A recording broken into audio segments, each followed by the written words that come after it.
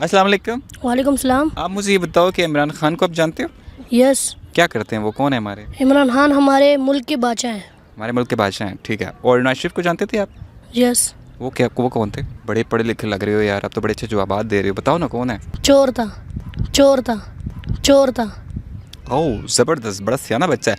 शहबाज शरीफ कौन था? शहबाज शरीफ हमारा मुस्लिम चोर था, मुस्लिम चोर था, मुस्लिम चोर था।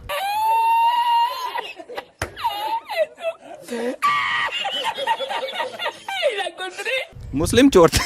ज़बरदस्ती।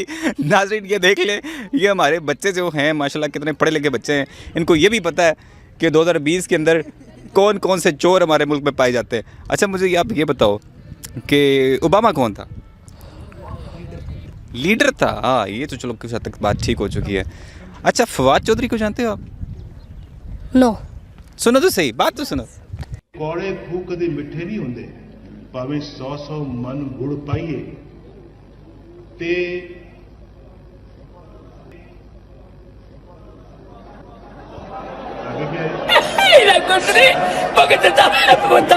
कौड़े खूह कदे मिठे नहीं होंगे, भावें 100 मन गुड़ पाइए ते